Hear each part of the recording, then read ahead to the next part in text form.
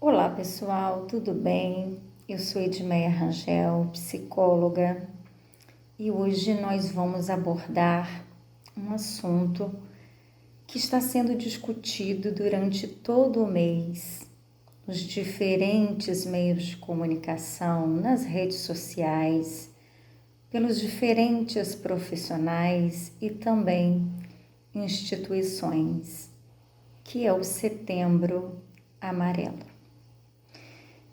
Alguns de vocês talvez não conheçam a história do Setembro Amarelo. O Setembro Amarelo ele surgiu nos Estados Unidos a partir da história do Mike M., um jovem que cometeu o suicídio usando o seu Mustang amarelo. Era um carro que ele tinha paixão, então ele preparou esse carro e a partir dele cometeu o suicídio.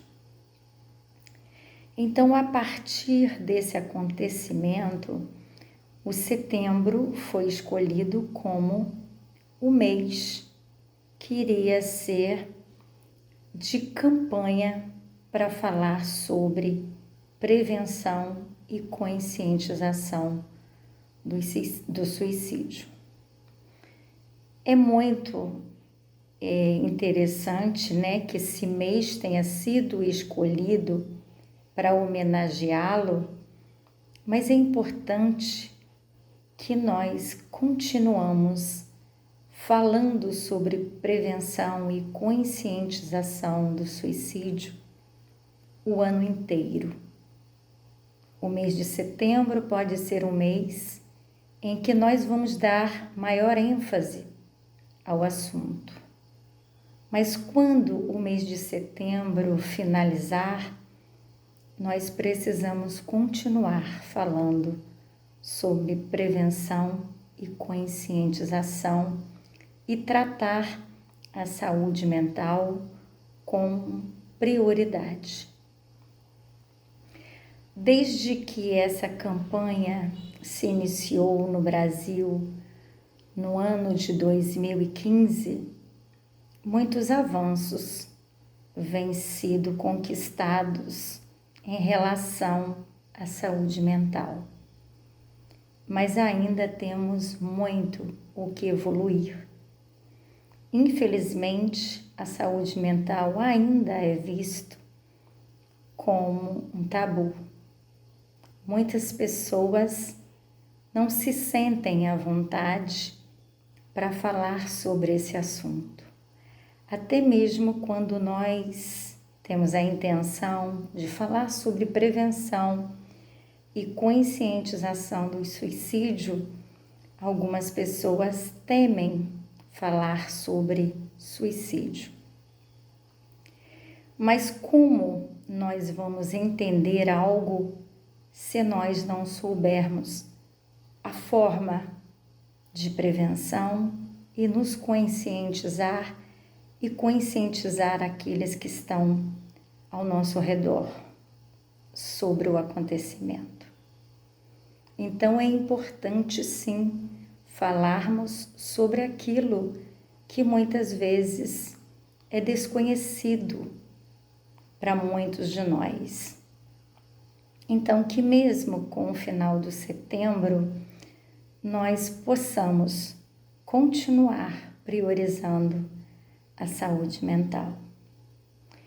Muitas vezes as pessoas não buscam apoio, suporte, assistência, porque ainda se deparam com julgamentos, com críticas. Então, devido muitas vezes a esse tipo de comportamento, as pessoas em sofrimento psíquico não procuram ajuda, porque temem serem julgados em seu sofrimento, em suas dores. Então, não adianta nós falarmos em prevenção, conscientização, se nós não acolhermos, não respeitarmos a dor do outro. Às vezes nós ouvimos palavras de incentivo, às vezes de comparação do tamanho da dor ou do sofrimento do outro, mas é importante que nós entendamos que a dor é individual, o sofrimento, os desafios, os obstáculos que cada um de nós vivencia é diferente. Cada uma sofre de um jeito e precisa ser respeitado e não comparado ou minimizar o sofrimento do outro. Nós não podemos fazer isso. Nós precisamos acolher, independente de acharmos ou pensarmos que aquilo não é para tanto, que não tem tanto impacto, pode não ter para nós, mas de repente tem para o outro. Então tudo começa a partir do respeito, da empatia, para que o outro se sinta à vontade para se abrir em suas dores. Nós vivemos uma geração adoecida emocionalmente. As pessoas hoje têm medo de mostrar vulnerabilidade, de demonstrar que precisa de ajuda, muitas vezes temendo as críticas ou os julgamentos. Então nós precisamos olhar com mais carinho, com mais compaixão, ternura, não só para a dor do outro, mas também para as nossas. Muitas vezes temos comportamentos que nós mesmos desconhecemos. Então nós estamos adoecidos emocionalmente e com isso muitas vezes nós não pedimos ajuda e nós não oferecemos também ajuda. Que nós possamos avaliar o que é que está nos impedindo de acolher e ser acolhidos. Não há problema algum em demonstrar vulnerabilidade, em pedir ajuda, em reconhecer que você sozinho não é capaz de lidar com aqueles conflitos naquele momento. Você precisa se fortalecer, buscar ajuda, para que você possa dar continuidade à sua vida com mais autonomia, com mais determinação. Então, tudo o que nós precisamos é de respeito nas nossas dificuldades e nas nossas limitações.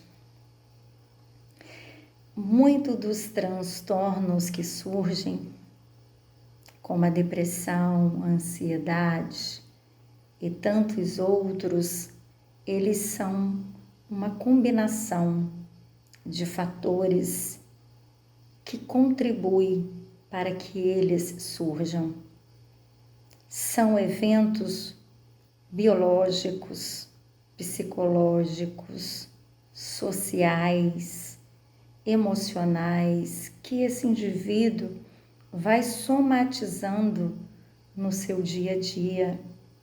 E aí as consequências é o adoecimento mental, emocional e automaticamente físico. Então nós precisamos estar atentos aos comportamentos daqueles que estão à nossa volta.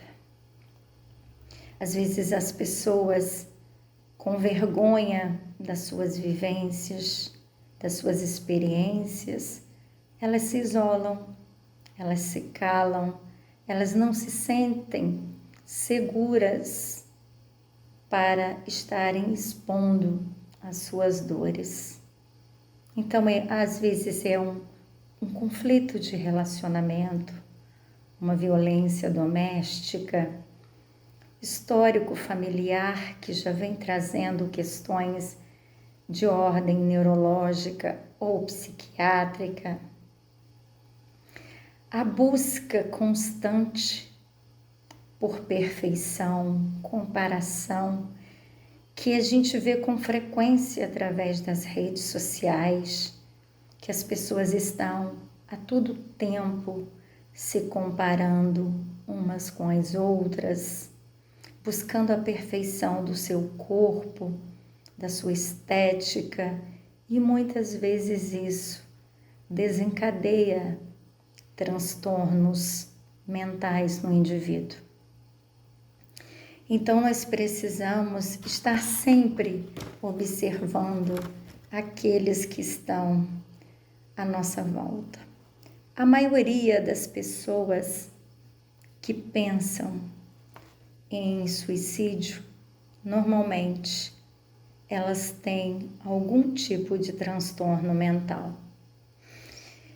E a necessidade de estarmos observando essas pessoas e encaminhando, sugerindo que elas procurem o suporte de profissionais da saúde mental é muito importante.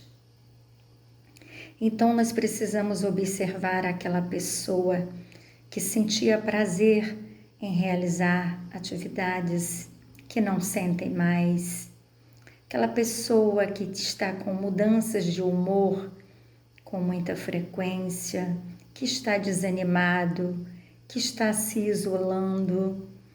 Então, observar é sempre o primeiro passo para que nós possamos estar ajudando as pessoas.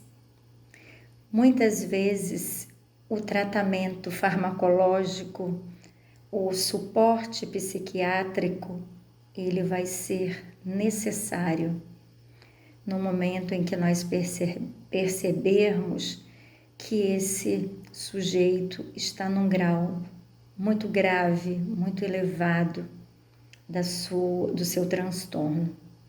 A psicoterapia é muito importante, mas muitas vezes nós vamos precisar conciliar o suporte psiquiátrico e psicológico ao mesmo tempo.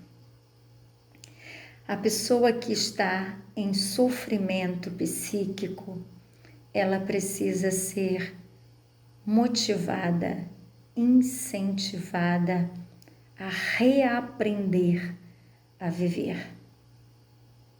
Ela vai precisar encontrar novos caminhos para recomeçar. E o primeiro passo é perceber que ela é acolhida, que ela é compreendida e que nós estamos ali e que não vamos desistir. A melhor prova de carinho, de amor, de respeito que nós podemos oferecer às pessoas que se encontram em sofrimento psíquico é você não desistir dela, é você insistir, mesmo quando ela não tem nada a te oferecer. Então, que você possa repensar sobre a importância de continuar falando sobre saúde mental, mesmo com o fim do Setembro Amarelo.